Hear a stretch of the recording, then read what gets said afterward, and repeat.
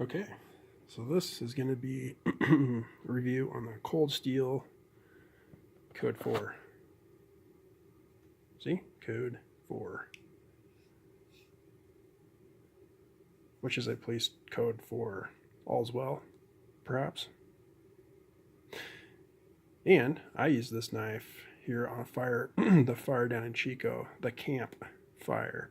And I don't get a lot of views on my videos, but odds are pretty decent. Somebody's going to see this video eventually, perhaps, that was affected by the fire or knows people that were affected by the fire. A fire affected a lot of people. So I'm not making light, or I don't want to make light of that one way or the other. People that had homes in Paradise, which is kind of a mountainous town up from Chico, up above the valley there. A lot of people, in fact, that I know, it turns out, either A, had relatives that had places there, or knew people that were affected by that, and there were a lot. So let's keep that in mind if I bring it up one way or the other. That normally I don't feel like that, but this one definitely hit home a lot more. I think for people themselves. Normally I'm out in the forest, in the mountains on fires, but this one, and I have been in the urban environment, or the, they call it the urban interface, kind of where towns reach out into the mountains, out into the forests. But this one was pretty direct. So for the first week that I was up and around Paradise there, and up above Oroville, and then the work we were doing actually spread out from there. So we're back up in the timber. So, but getting back to the review, I did take this with me. And this is what I used on the assignment, along with the AFO that I've mentioned I always have with me, Benchmade side or auto. So this is the Cold Steel Code 4 with the XHP Carpenter. Got some water on there. I just cleaned this thing off. It's a Carpenter XHP, one of my favorite steels, if not my favorite steel. I picked this up a couple years ago. Haven't really used it, but this went with me. My kind of thought was I'd take it and use it, and I did. Most of the work that this actually did was on one of our vehicles that had an alternator issue, it turned out, and we replaced it. So it's pretty cool. I got to get in on that a little bit. Really easy, that alternator. I mean, you got a couple posts, unscrew it, a couple connections, good to go. But there was some wiring I also did on the battery, cleaned up the terminals, did some other things. So this was a mechanic's knife, and yeah, I don't consider myself a auto mechanic, but yeah, this is what I used. So there was some prying there and whatnot, but also I used this as a screwdriver kind of purposefully. Normally I don't like doing that, but I figured I'd give her a good go. And it worked pretty damn well, because I did touch up the edge. It might have chipped a little bit, nothing much, not from the wiring that I used it for, but some of the screws, I think, on the connections for the battery. And then I also used it, there was I think there were 10 millimeter nuts, and I actually was able to kind of crank this down, just using my thumb and the tip there to tighten those nuts. So I did that. This is it's a pretty strong knife. And I don't just mean the lock, I mean kind of like the pivot, the frame, and the blade itself. It's pretty strong. And of course the lock, one of my faves. The old back lock with a stop pin, otherwise known as the triad. So yeah, it's awesome. It worked out really well for that. I didn't really use it for any kind of, I cut a few sticks, cut some rope, cut some paracord. Didn't get to cut any burnt, dirty hose, because there wasn't any that were around. Little comparison here is the old classic Griptilian.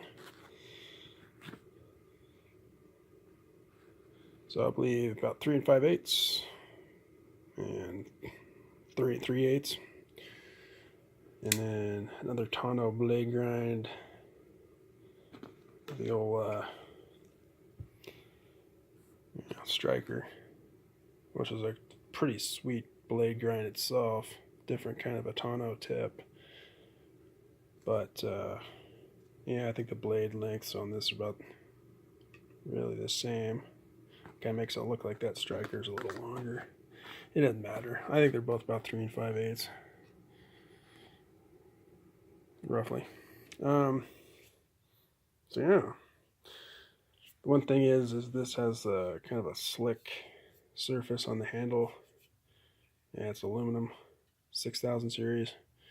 Kind of the structure that they put on it. Well, there is no structure. It's just pretty polished, pretty slick.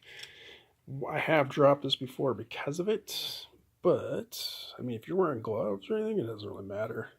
And the handle shape is so proper that helps out a lot.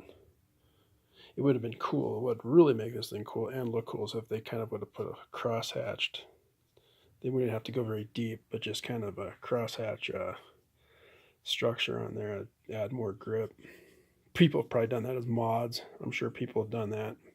I wasn't the first one to think of that, but that would be kind of cool, you know, or maybe just some lines they could have put in it, anything, but whatever, keep the cost down. I guess you could put like grip tape on there or something if you wanted. I kind of don't like doing that sort of thing myself, but yeah, down the road maybe. Yeah, so I like this knife. I think it's a great knife for everyday carry. The only weakness, if you consider the slickness a weakness, the only other weakness is that dang old pocket clip, which even on the pants that I'm wearing now, I actually have a Microtech, but see if I can do this. I mean, I don't know how this is going to show up, but that is just a pain in the ass. And these aren't even thick pants, they're fairly thick. I'm not really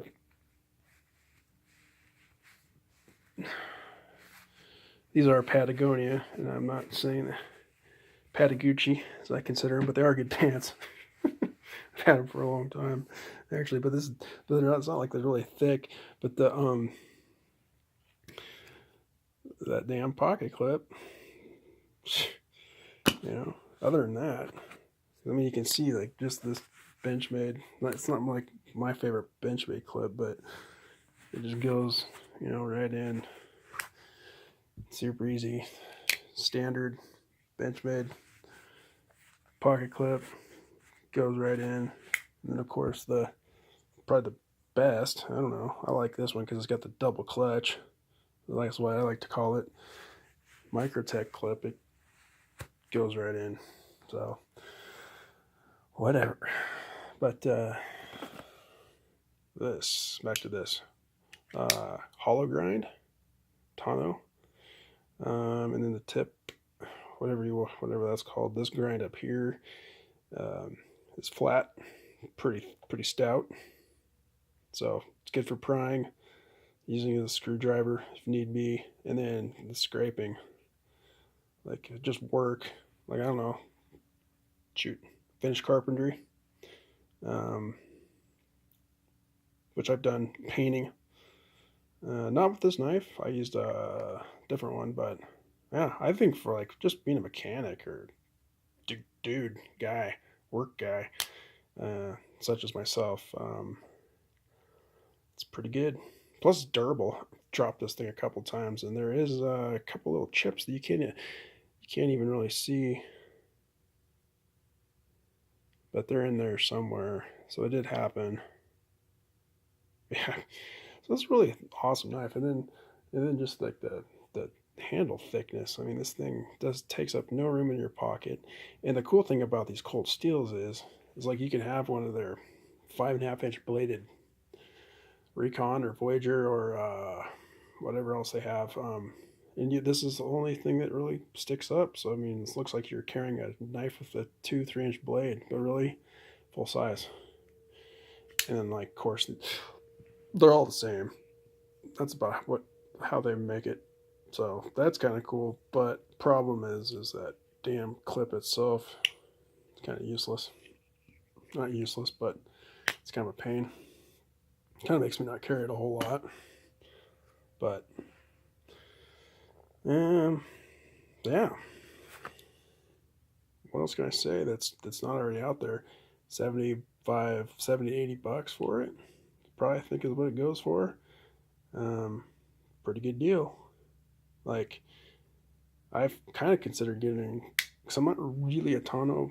Well, I'm not normally a Tonto blade fan guy, but for whatever reason, when I bought this knife, that's how I got it. But I do like their spear point.